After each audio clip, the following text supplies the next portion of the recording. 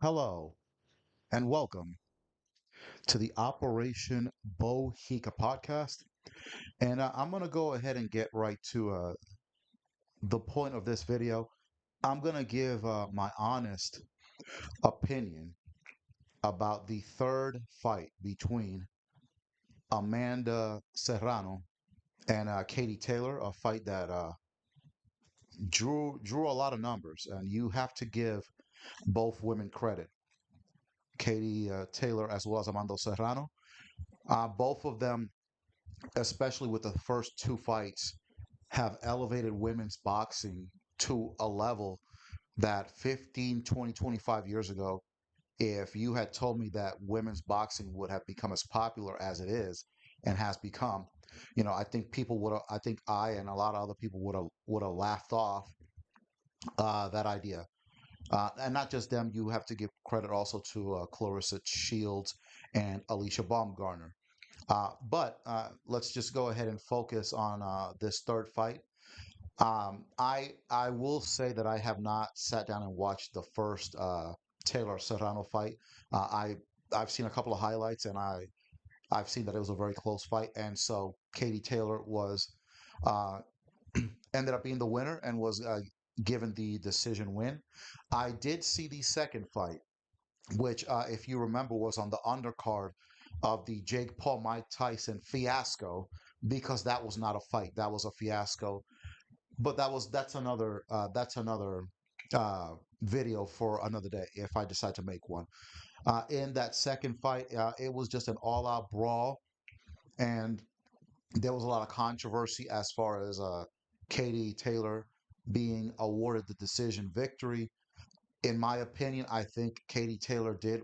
Excuse me. In my opinion, I think Amanda Serrano did win the second fight, but not by much, which just leads me into what happened a couple of nights ago. And I'm going to be very frank and very honest about what happened in that third fight. First of all, Amanda Serrano, quite frankly, she didn't want it. She did not want to win bad enough. And I'm going to get into all that. Obviously, there was a lot of hype going into this third fight between Katie Taylor and Amanda Serrano. And I think Amanda Serrano got caught up in the hype, got caught up in the promotion, got caught up in the publicity. And I think Amanda Serrano, and I think it showed throughout this fight last Friday night. She forgot about the task at hand, and the task at hand was beating Katie Taylor, and the task at hand should have been going into that ring and trying to knock out Katie Taylor, and if not knock her out, to knock her down a time or two, and basically take the fight out of the judge's hands. There's been a lot of controversy about the decisions in those first two fights, the decisions that were given to Katie Taylor. So, if you've lost a fight by a close, controversial decision, you have to go into the next fight trying to knock out your opponent. You have to go out there and you have to take the decision out of the judge's hands, and you have to put that in your hands. In this third fight, Amanda Serrano did not do that. As a matter of fact, her strategy was way more passive than it had been in the first two fights. And I'm going to say this: the fight was over when both women walked into the ring. And I'm going to explain why. Look at how Amanda Serrano walked into the ring. She had a rapper named Nadi Natasha singing some song. And then probably the funniest part of them all, yeah, I know Amanda Serrano, she's a Boricua, she's a New Yorican, and she's trying to represent the Puerto Rican community of New York. But you're there to win a fight. You got the New York Knicks dancers out there right before you walk out of the ring. Why are you having them out there? First of all, the New York Knicks have not won an NBA title since 1973. So you're already putting some bad chakra or bad karma on you, all right? Now, what Katie Taylor probably should have done, being of Irish descent, she probably should have had the Boston Celtics uh, cheerleaders come out to her ring walk. But that probably would have started a riot, and we don't want that. So Amanda Serrano comes out there, and then she's got her entourage that she's dancing as she's going into the ring with the Knicks girls that she's dancing all that. Which look, that's fine if you're in the club, if you're with your boo and whatever. But boxing, the boxing game, or if you're an MMA fighter or you've competed in martial arts and all that, bro, this stuff is nothing to play with. Okay, you've already lost two fights to Katie Taylor. I think that Amanda Serrano should have taken this a lot more serious than what she did. And I don't think she took it seriously.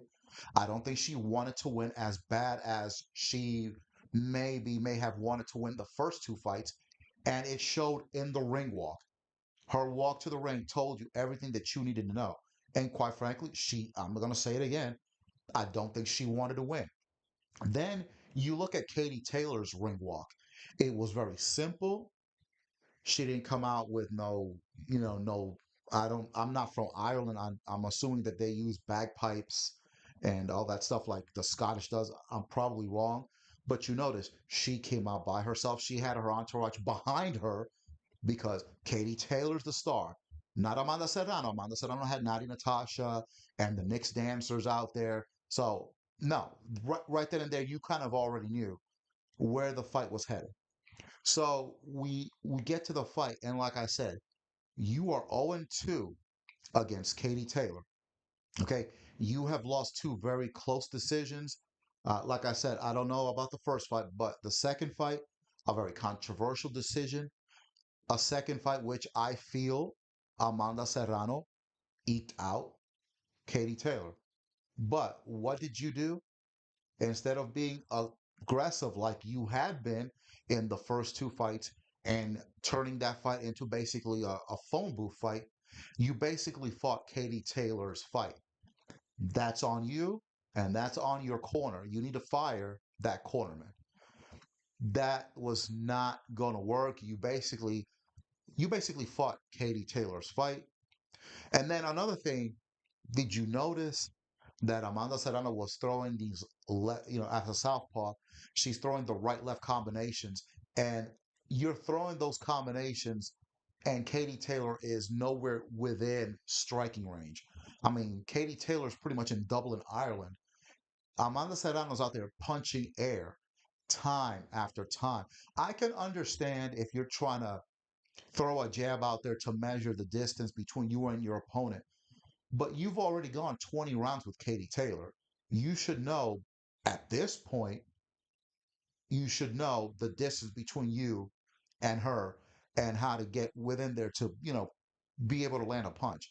So Amanda Serrano's over there punching air. I thought Jordan Sparks was going to start singing No Air at about the fourth, fifth round. The strategy was wrong. Amanda Serrano got caught up in the hype, got caught up in the hoopla, and I don't think she was completely focused on the task at hand. Whereas I think Katie Taylor, to me, she looked very, very nervous as she's walking out. Obviously, you're going into enemy territory. You're going into basically Amanda Serrano's house, New York City. She looked very nervous. But the way Amanda Serrano fought Katie Taylor as the fight progressed, she seemed more relaxed, seemed more confident. She was hitting Amanda Serrano with left hooks off the counter, and Amanda Serrano unable to adjust. And so that basically led to Katie Taylor getting a close majority decision victory. But I think it was the right decision. I think Katie Taylor won the fight. I think she was the better fighter. And let's stop trying to call Amanda Serrano the greatest of all time because she's not. You can, I don't think Katie Taylor is the greatest of all time. I think, at this point, you probably have to give the title to Clarissa Shields. But listen, ain't nobody going to sit there and call you the greatest of all time and you've lost three times to the same opponent. It'd be one thing if you lost twice to one opponent and once to another opponent. It's one thing to lose, three fights to three different opponents.